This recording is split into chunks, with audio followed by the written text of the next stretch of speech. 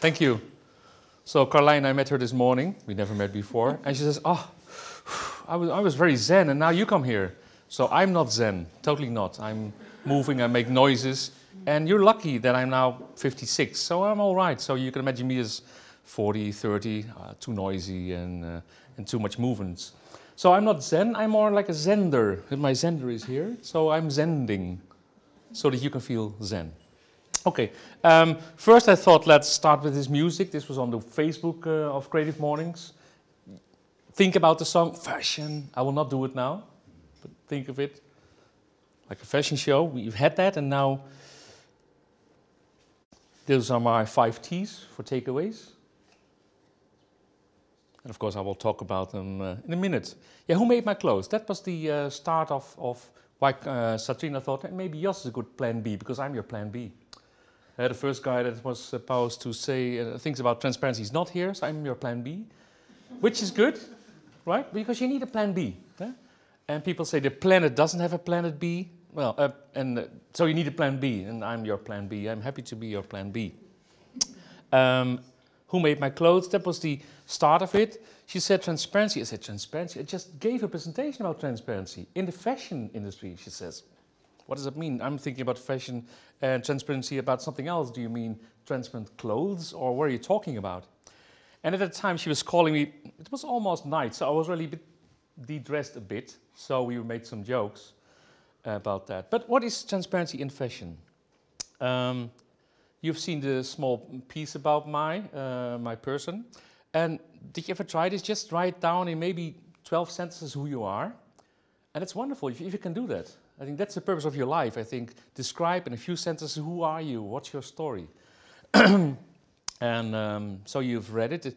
And I already got a reaction from Claudia. She's also in the room, Claudia? Yeah. She said, I already see some disconnections. What's it in your life? And I will contradictions even? Okay, thank you. I'm contradiction. I'm a contradiction. So no, what I'm saying is this is what it is. I'm Jos Cozijnsen and it doesn't get better. This is me. This is what it is. Right? I try to change, but yeah, this is what it is. So I better understand who I am and then I can do other things. So what was my personal development? You've seen the story. I studied law. Why I chose my study law is clear of my story. My parents said, Jos, you talk right, what's wrong? And you better study law. Huh? And that's what I did. I started to work at the legal aid office. So I helped thousands of people. And then I was so happy that I could say, oh, no, you don't need to lose your job if you're in jail because you still have to wait for the decision of the judge. And you're innocent. Are you right? Do I have rights? Yeah, of course. Because maybe you have stolen it, but it doesn't mean you can't work in a hospital, for example. And he was glad. Oh, so I have rights. Yes, you have rights. Sometimes we even think if people realize they have rights of things, they don't need to fight or need to fight less. Be more relaxed. You can be sure you can get things because you own it or it's your right. And that was after my study. I had a really creative period. You did everything in Utrecht when you study, and after it, dancing, making music in a band, it's all gone. Not the creativity, that's in my work now. My work is my everything at the moment. I work on fashion, climate change, and I use all the creativity and ideas in that. So I can paint, I can play music, but I don't do that. But I do it in the work. Because then I worked at the Environment Ministry. If you are working in a ministry, you can't do much with music and fun and humor. You're official and, again, that was hard for me, working in a ministry. And I was told, Jos, it's not about what you're saying, but who is saying things here in the ministry. So I worked there, and that was a big step. I went from the here and now problems to the global long-term problems. That's a big step, isn't it? Can I stay in my house? What's happening in 2100 with the emissions? Will there be still Netherlands? It's such a big difference. For me, crazy as I am, it's a small step for humankind. After 4 years, I started to work for myself, There was a big conference in '97, the Kyoto Protocol was adopted. And I thought, okay, now we have to implement it. There's a climate problem, we're gonna solve it. Man, I was wrong.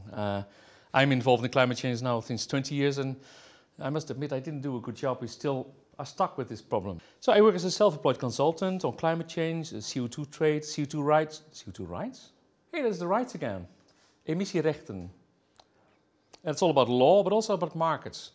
And I'm also in the fashion industry. I'll talk about that later. So yeah, I still like markets. And CO2 trade is a way of using markets, but not leaving things to the markets. Of course, I always need to explain what is CO2 trade. How does it work? Emission rights, that means there's a limited amount of allowances for companies, and that's it. You have to stay within that box. You can trade amongst each other, and that's it. Often people focus on the trading and the money is involved, but it's about the cap. That is for the environment. But I need to keep on explaining it. Markets are there for good purposes. So also in the fashion industry, there's bad fashion and good fashion, right? So why could markets only work for bad stuff, for oil or polluting stuff, and not for good stuff, right? Sometimes people need to understand that it's okay to earn money doing good things. It's sometimes difficult to understand. Also in the climate agenda, there are companies involved in protecting forestry, for example, and they get credits for that. And people say, do you want to earn money by doing good things? That's wrong. And then I think that's strange. If you have a refinery, you make oil, you sell that, that's fine. But if you do good things, you're not allowed to earn money. That's weird, isn't it? A political debate is also interesting. On CO2 trade, that means you did something good for the environment. Maybe you took CO2 out of the oil, then it's clean. And you want to have some credits for that. Then some of the countries say, like Venezuela or Bolivia, very ideological, of course. They say, no, I don't want you to make a commodity out of the nature and things like that. But they sell oil, right? So if you sell oil, that's okay. Then you can use the market. If you sell good stuff, then it's not good. Then the web shop. That was during maybe the economic crisis was there. I was pretty useless as a consultant on emission trading because, because of the economic crisis, there were less productivity, less power used, less emissions. So we could meet our CO2 goals very easily. So there were no companies with a problem because they already met their targets, so they didn't use me. The other side of what I can do with companies is help them to create value. If you have clean cook stoves or clean mills or renewable energy, you can maybe earn credits with that to get the investments back. But the CO2 price is so low that nobody's interested. So what could I do? And then I thought, and I was always jealous of a friend of me, Barend. He's selling coffee, he's roasting coffee, Barend Boot, Golden Coffee Box. He's always selling coffee and you earn money and people always want coffee. And I sell CO2 reduction. People don't want that. And it's the problem of the world, climate change. I can help you solve it. Nobody's interested. Yeah, I tell companies, you have CO2 emissions. You need to get rid of it and it's possible.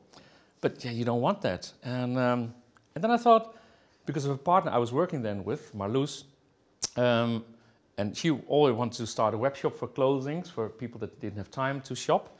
But she was just thinking about it. And then we worked together and we thought, there's a lot of waste of textile in households and you could recycle that. And then we suddenly, hey, we could start a web shop for sustainable fashion. Isn't it great? You buy clothes and you improve the world. That's amazing, isn't it? You have the choice, do I buy this clothes or those? And the difference is making people less happy, more happy. To be more honest, you could need to choose between slave-free clothes and with slavery. The choice is easy, isn't it? And there's chocolate there. It's slave-free chocolate, we already know that. But it's also occurring in fashion. So if you need to choose, will I buy a slave-free dress or with slavery? What would you choose? Slave-free. So shall we shout it out? Slave-free fashion! Slave-free fashion! It's easy said, huh? How to do that? Well, amongst others with the web shop, doing things good, but then, okay, there are labels, there are good brands, People Tree, Armed Angels, Knowledge Cotton Apparel. There are a lot of good brands out there. They can handle it because it's on a sizable scale. They know the people who's making that. But the real problems are still not gone because there are a lot of dirty companies out there. And then, so you need to do something there as well. I will talk about the transparency and fashion evolution later. Then to move on a little bit, transition coach, yeah, because at a certain point my ex-wife said, Jos, you need to work on yourself because I can't handle it anymore. You have to do this, go to Phoenix, work on your system, where you come from, because otherwise it's finished. Okay, it is finished, but I did work on myself, and I learned a lot where I came from, and then I was very. She sometimes says to me, "Jos, aren't you happy that I sent you there?" Yeah. But Yes. you still get divorced. Yeah, but we still are together. We still have a WhatsApp group with the kids, and it's okay. Yeah, I have more room, she has more room. Okay, there's another partner somewhere down there, but it's a big improvement. So I was very happy, and then I thought, hey, maybe I can help people do transitioning. I often meet people, for example, they're a lawyer or a trader, and they think, I want to do something with fashion, but how to do that? How to make that step? And they go to exchanges and fair fashion shows, they read, and they can't make that move. And then I realize there's mostly something else happening that they're stuck with, because their mothers is saying, or their fathers, you can't do that, don't be proud, act normal, or something, or relax, or don't go out there. Everybody has these voices of their mothers or fathers, and they come from somewhere, and you need to explain where it comes from, and then you understand it, then you, okay, I can make that move. So sometimes with people, I even do that. I say, okay, this is where you stand now. How does it feel? Well, they talk about it. Okay, suppose you stand here. You have your web shop now, or you design your shoes. How does it feel? Yeah, great. And so if you imagine you can do that, and then you can do it. It's easy, of course, but I have only limited time. Otherwise, I would use more time. And then fashion revolution. So you see in the cursive, what do you call it? Italics. Oh, that's nice. More like what I would work on. So in the web shop, I use a lot of creativity and fun and art. Transition coach is the personal change. And fashion revolution is really the end game, maybe. It's just, there's a market, but it's also very personal. Okay, then I will first show you just the picture. Climate change is a big issue, a lot of problems out there. You already know. Climate talks, right? This is me. In Bonn, the UNFCCC, the climate convention, have their meetings. And mainly I often talk about three things. One is the biggest problem is deforestation. It's 70 to 20% of global emissions. Nobody talks about it. Everyone likes to talk about power and get rid of coal mines. But this is ongoing, right? The deforestation is ongoing every day. And we better do something about that. The second is compliance. If you have a convention or a treaty, you need to comply, but there's no United Nations police, so you need to find something more smart on compliance. That's also where I think about and talk about. And then the third is markets. It's a good incentive. If CO2 reductions is a pollution gives a price, then companies understand it. Okay, so if I create this, I need to pay that, then I'd rather do something else. For companies, they understand it, because companies don't need to change their motivation, because they make stuff, they sell stuff.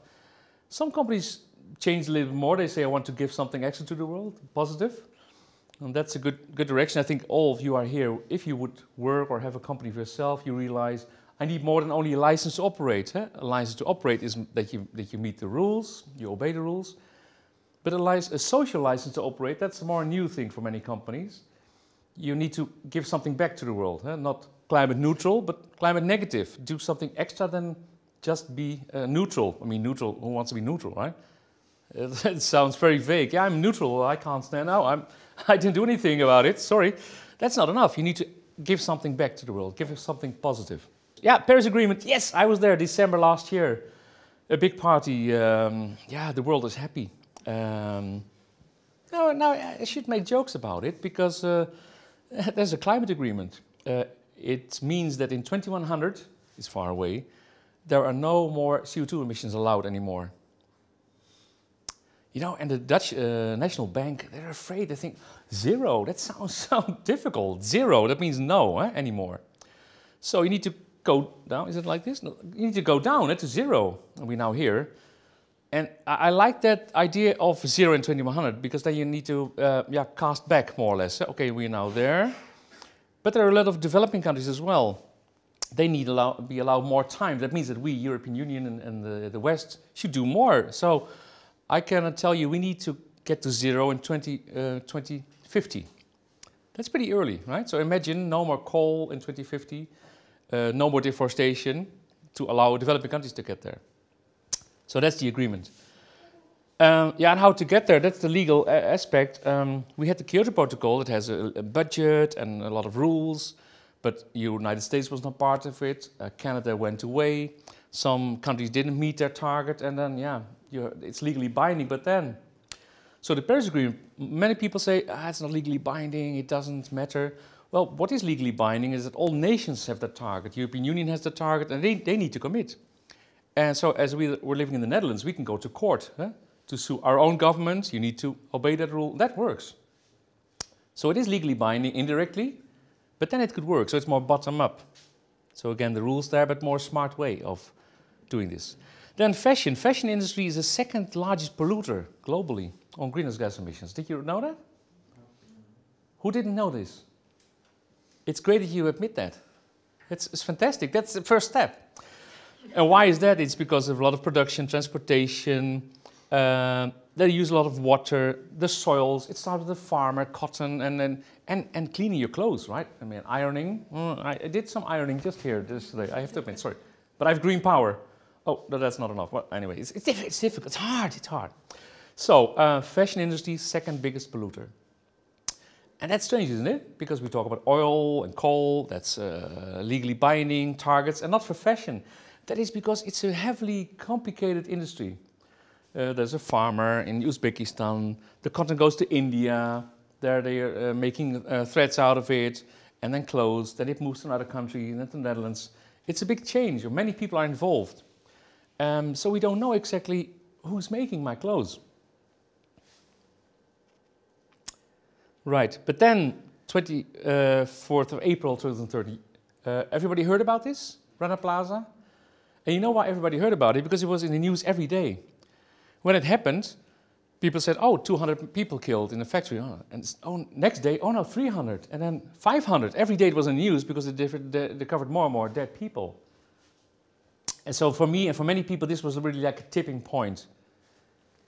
You see the loving couple there. Yeah. And they're making our stuff. They notice labels in the rumble of Western brands. And then this is why it's really a tipping point for many people. If they make our clothes, and this is such a bad shape, the conditions of work is bad, we need to do something about it. So this is Lee Edelkoort. She's a trend watcher, or maybe trend predictor even. She said fashion is dead. And why is that so? Fashion normally is an industry that is developing, using new technology, innovation, music, going with new developments, showing something new. And she says fashion is not doing that anymore. Because what today's world needs is, emission control, environment, social issues. They don't do that. They keep on doing their clothing. So she said fashion is dead, but we need to talk about clothes. How do we make our clothes? How do they look like? So after Rana Plaza, Fashion Revolution was established. It's a global, maybe like CreativeMornings is big, it's the same kind of countries. And what we do is every year around 24th of April, we want to respect all the clothes makers. Good brands, bad brands, doesn't matter. Everybody who's making clothes needs to be in the sunlight, be respected. Ursula Castro is one of the founders of Fashion Revolution. She says, Fashion Revolution is about knowing who made our clothes. That requires transparency, and this implies openness, honesty, communication, and accountability. It's about reconnecting broken links and celebrating the relationship between shoppers and the people who make our clothes, we call fashion. Let's get in touch again. That comes to me again because, staying in touch is one of the hardest things always been for me. As I said, I learned a lot about rules when I was young, but I didn't know the rule about how to get in touch with people, how to contact with people. And so, you see, I keep on every day learning how that works. And even if you buy clothes, you need to stay in touch. Who made these clothes? With their hands. How is the condition of the person and the building he worked with? And if you realize that, and you ask attention for that, then we can improve things. Improve things because our organization says brands should be transparent of who the clothes make. And the ethical brands we sell, for example, with Good Vibrations, our web shop, all the brands are fine because they show where it's being made of. In the website, you see often the shops where it's being made. Often the people who make clothes are shown in fashion shows or in lookbooks. I really like it when I can sell clothes and show the picture where a woman in the shop in India is making the shirt, for example. It's just nice if you see who's making it. But for the big brands, the fashion brands, fast fashion brands, they have no idea. And they even use it as an escape. Yeah, I don't know who made that, so I'm not accountable for that. And that's really, really wrong. Yeah? So for smaller brands, it's easy because then the lines are shorter, you know. So if companies are so big that they have no idea who's making their clothes, yeah, and they are still accountable, that's wrong. So maybe we should behave a little bit like with power companies or refineries. Yeah, these big companies should be smaller. Then you can handle it, then you can know who's making it, where it's coming from, it gets more personal. So that's part of the solution. In the meantime, we want transparency of all companies. So Fashion Revolution made this transparency index, and that helped to show what information companies gave. And sometimes some of the not even good companies to report a lot. So transparency is not everything, of course. It's a first step. You first need to know what they report, and then you need to check. Of course, it's never ready, but it's a good start. And also because then you can see the difference between a company that is fully transparent and having certificates and showing the people who's making it and taking care of, and the companies who can't show everything. They're like Zeeman, it's a Dutch brand. They do their best. They have a movie of one factory where it's been made. That's really something, I think, but most have no idea really. And they use it as an excuse, and that's really a poor excuse. So what we're doing is, use a lot of fun. This is in the Vondelpark. We went there with a photographer, and we realized everybody likes to do that. What's the label in your shirt? Who made it? I have no idea. Do you like that we make a picture of you and then use Twitter or Instagram and ask your brand who's making my clothes? It's a fair question, isn't it? And that's really fun. So we do that a few years. And we have nice taglines, I think. For example, Lucy Siegel says, fast fashion isn't free. Someone somewhere is paying. So, yeah, I think we can change the fashion world with our hashtags and your clicks, because that's when you choose your buy or not buy.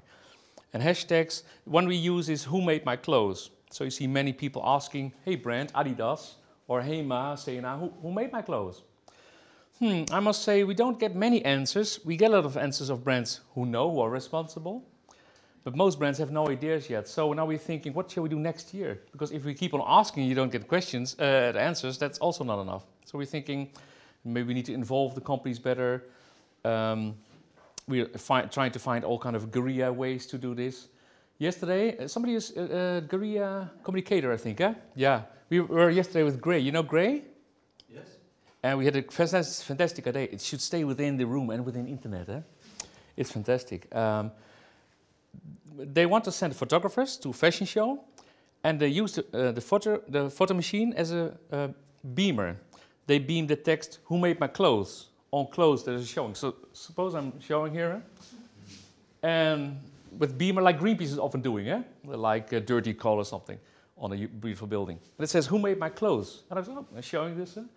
And the photographers, the normal photographers, are shooting pictures and saying, what's in my pictures? Who's made my clothes? What's this? And of course, not everybody will take that picture because they make 100 pictures, they choose one. But of course, we send also a photographer there that is using that picture. And then we like the headlines next day, Fashion Revolution, hacked the fashion show of whatever. And yeah, who made my clothes? And that's a key question. 5 minutes, yes, I get there because I'm already done. So what you can do is, maybe that's for later, but you can also do this. Ask your question, use the hashtags and tell us about it. This is how we sell fashion. It looks sexy, funny, sunny. And we can quote Kate Habnett. She says, fashion should be fashion and quality first, and incidentally, sustainably made. Because if you keep on saying goodclothes.nl, nobody will go there. Or greenclothes.nl, people want normal, good, nice clothes. And then you see, oh, the story is also good. Oh, that's good. So that's the way how we can reach more people. Because you may be more aware already and make the good choices, but most people have no idea yet. We want to attract them. And then they say, oh, the story is also good. So that's at least our strategy. So, what? Okay, thank you. Keeping up appearance. I like to do this. This is me guerrilla marketing good vibrations. This is in Overspel. You've seen Overspel, right? So this is Arthur and Henry shirt. And this is Studio Jux jacket. This is you. This is me. You are the actor. This is me, yeah. This is Overspel, right? This is Hartenstraat. I'm standing here. Arthur Henry, Daniel Crow jacket. This is a new released movie. It's Hartenstrijd, right? Just released. So I'm here. This is an Armed Angels shirt, another Cotton Apparel jacket. And this is the movie. I'm sitting here. This is real, eh? This is not scripted, right? Isn't it beautiful? So this is really a surprise. I like to surprise people. It can be disturbing. What are you doing now? I'm the disturber. But make use of it. Right? I can't do anything. This is how I am. And also, this is also how I like to sell sustainable fashion, making the crossover to bloggers, creatives, CreativeMornings. I'm here. So, yeah, what are my T's? Transparency. It's important. I want to be transparent. So not that you literally look through me, but you at least understand where I come from. My parents, my granddads, that may be how I am. Touch, stay in touch. That's what I never learned, how to get in touch with people, stay in touch with people. It's still difficult, but I have to realize that. And yeah, we were out of touch with who made our clothes, right? And transparency, touch. Yeah, tease. I like to tease people, make fun, because yeah, you want to feel good, right? You want to feel, yeah, that things may be leuk or gezellig. That helps us to do good things. But the truth, sometimes you need to be very truthful about things. Like, it's a bad pollution, fashion, right? You need to get rid of it. The earth is vanishing, big problems, we need to solve it, we need to do it. So there are good companies, there are bad companies, be honest about it. It's slave-free or not slave-free. So part of the sustainable fashion is about you can make clothes of shit, right? That's a new thing. Or recycling clothes. That's no shit, right? No bullshit. No, it is bullshit, but then, well, you don't understand. You can make clothes out of shit. You can make clothes from everything. Coffee, grounds, whatnot, recycling, of trees and things like it's amazing. You can do this. So this is there's the labeling part of sustainable fashion. That's do you want to have it organic cotton or bamboo? That's more like the nicer part. But the dirty part is it slave-free or not? And I think, and we as Fashion Revolution think we need more rules there. We need more truth there, because it's not fair if you ask, do you want slavery or not slavery? Slavery, okay, that's crazy. So we need more tough rules there on the bottom. So on the sustainable part, that's fine. You can choose, and do you want with flowers or with trees? Okay, fine. But then, yeah, slave-free should be normal. Huh? Good conditions, and we need to be more tougher about that, more rules. And then tasty, yeah, that's a part. Well, doesn't it look tasty, that shirt? It's organic, fair trade. And of course, those are teas for people who play golf, right? Nobody does it. I don't either. But just like to find this out.